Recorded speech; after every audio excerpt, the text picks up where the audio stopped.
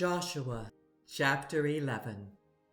When Jabin, king of Hazor, heard of this, he sent word to Jobab, king of Madon, to the kings of Shimron and Akshaph, and to the northern kings who were in the mountains, in the Arabah south of Kinnereth, in the western foothills, and in Naphoth Dor on the west, to the Canaanites in the east and west, to the Amorites, Hittites, Perizzites, and Jebusites in the hill country, and to the Hivites below Hermon in the region of Mizpah.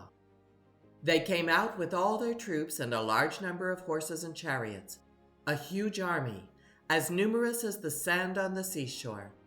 All these kings joined forces and made camp together at the waters of Merom to fight against Israel. The Lord said to Joshua, "Do not be afraid of them, because by this time tomorrow I will hand all of them slain over to Israel. You are to hamstring their horses and burn their chariots." So Joshua and his whole army came against them suddenly at the waters of Merom and attacked them. And the Lord gave them into the hand of Israel. They defeated them and pursued them all the way to Greater Sidon, to Misrephoth Maim, and to the valley of Mizpah on the east, until no survivors were left. Joshua did to them as the Lord had directed. He hamstrung their horses and burned their chariots. At that time Joshua turned back and captured Hazor and put its king to the sword. Hazor had been the head of all these kingdoms. Everyone in it they put to the sword. They totally destroyed them, not sparing any one that breathed, and he burned Hazor itself. Joshua took all these royal cities and their kings and put them to the sword. He totally destroyed them, as Moses, the servant of the Lord, had commanded. Yet Israel did not burn any of the cities built on their mounds, except Hazor, which Joshua burned. The Israelites carried off for themselves all the plunder and livestock of these cities, but all the people they put to the sword until they completely destroyed them, not sparing anyone that breathed. As the Lord commanded his servant Moses, so Moses commanded Joshua, and Joshua did it. He left nothing undone of all that the Lord commanded Moses. So Joshua took this entire land, the hill country, all the Negev, the whole region of Goshen, the western foothills, the Arabah, and the mountains of Israel with their foothills, from Mount Halak, which rises toward Seir, to Baal-gad in the valley of Lebanon, below Mount Hermon.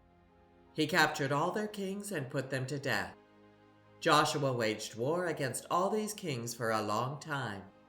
Except for the Hivites living in Gibeon, not one city made a treaty of peace with the Israelites, who took them all in battle. For it was the Lord himself who hardened their hearts to wage war against Israel, so that he might destroy them totally, exterminating them without mercy, as the Lord had commanded Moses.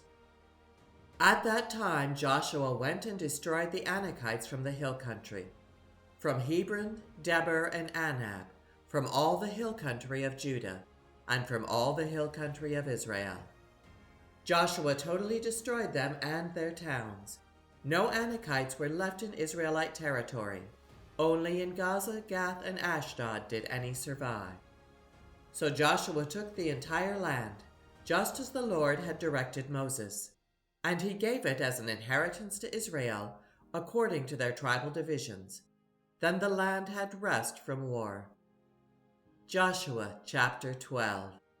These are the kings of the land whom the Israelites had defeated, and whose territory they took over east of the Jordan, from the Arnon Gorge to Mount Hermon, including all the eastern side of the Arabah. Sihon, king of the Amorites, who reigned in Heshbon. He ruled from Aroer on the rim of Arnon Gorge, from the middle of the gorge to the Jabbok River, which is the border of the Ammonites.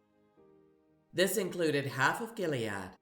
He also ruled over the eastern Arabah from the Sea of Galilee to the Sea of Arabah, that is, the Dead Sea, to Beth Jeshimoth, and then southward below the slopes of Pisgah, and the territory of Og, king of Bashan, one of the last of the Rephaites, who reigned in Ashtaroth and Edrei.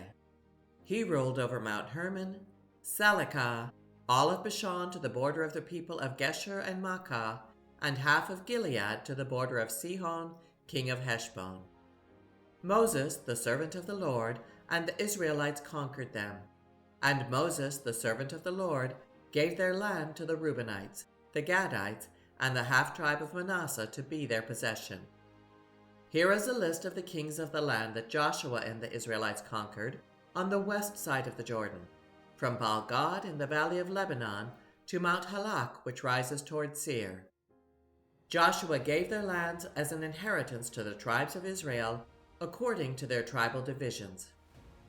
The lands included the hill country, the western foothills, the Arabah, the mountain slopes, the wilderness, and the Negev. These were the lands of the Hittites, Amorites, Canaanites, Perizzites, Hivites, and Jebusites.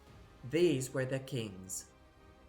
The king of Jericho, the king of Ai, the king of Jerusalem, the king of Hebron, the king of Jarmuth, the king of Lachish, the king of Eglon, the king of Gezer, the king of Debir, the king of Geder, the king of Hormah, the king of Arad, the king of Libnah, the king of Adullam, the king of Makkedah, the king of Bethel, the king of Tappuah, the king of Hepher, the king of Aphek, the king of Lasharon, the king of Madon, the king of Hazor, the king of Shimron-Meron, the king of Akshaph, the king of Tanach, the king of Megiddo, the king of Kadesh, the king of Jokneam in Carmel, the king of Dor in Naphath Dor, the king of Goyim in Gilgal, the king of Tirzah, 31 kings in all.